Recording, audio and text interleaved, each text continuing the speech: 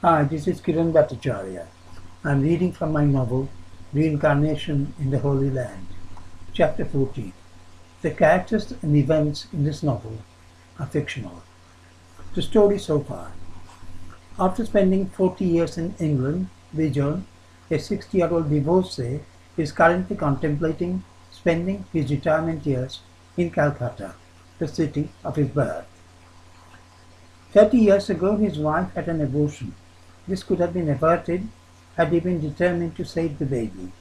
With hindsight, he believes that not only was that incident the reason for his marriage breakup, but it also played a major role in creating animosity between him and his son. Sheila's unexpected entrance and then touching his feet make him start. Absorbed in his own thoughts, he has failed to notice her coming into the room and paying respect in the traditional Indian way. Holding her arm, he stops Sheila, and it surprises him even more. Though sometimes he tries to stop youngsters touching his feet, on the whole, he allows them to perform this Hindu ritual. But with Sheila, he seems more adamant. He holds her firmly. The realization of how soft her arm is overwhelms him. No, he has never touched her before, not once. When her sister Rupa was born, he was in Calcutta and visited Ajoy frequently, and even held the baby. After that, for 20 long years, he was partly distraught, witnessing his lovingly built palace disintegrating, to contemplate coming to India.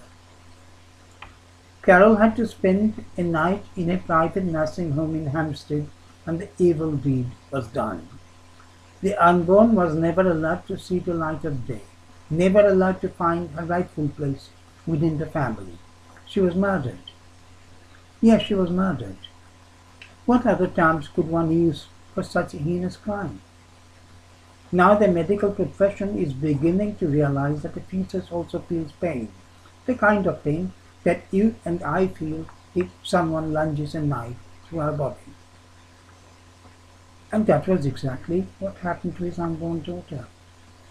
The parents who should have nurtured her, taken care of her, given her security, love and affection, who should have held her to their bosom and sung lullabies, instead the ruthless pair, he and his wife, hired an assassin to lunge a knife through her.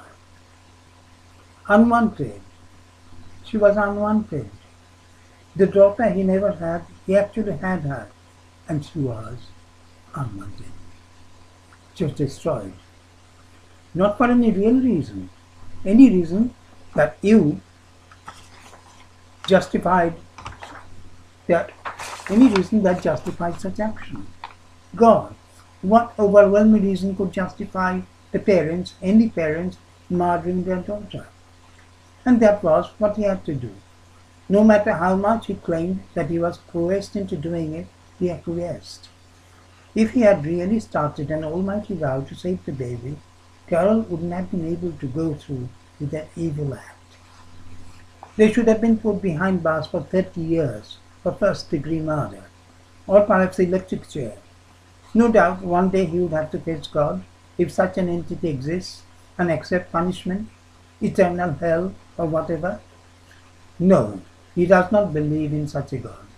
He and Carol would get off scot-free. If such a God has ever existed in this universe, he has grown too old to punish evil.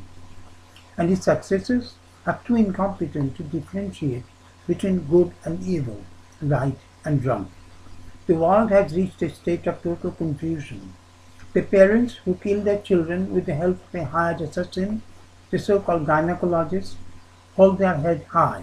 They are the pillars of society. They join marches, profess liberalism, and cry out for justice.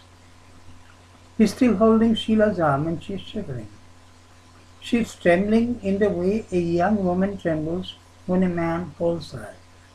Nearly 12 years ago now, when after a long absence he came to see Ajoy, she was already a teenager, and she smiled bashfully and said hello to him.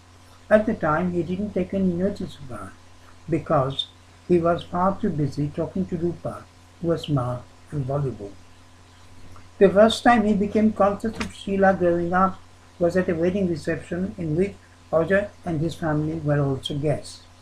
That evening he was standing alone in a corner until Sheila came to his rescue. She asked him questions about the book he was writing at the time. She was keen to know what made him write books. This was something he would never reveal to anyone.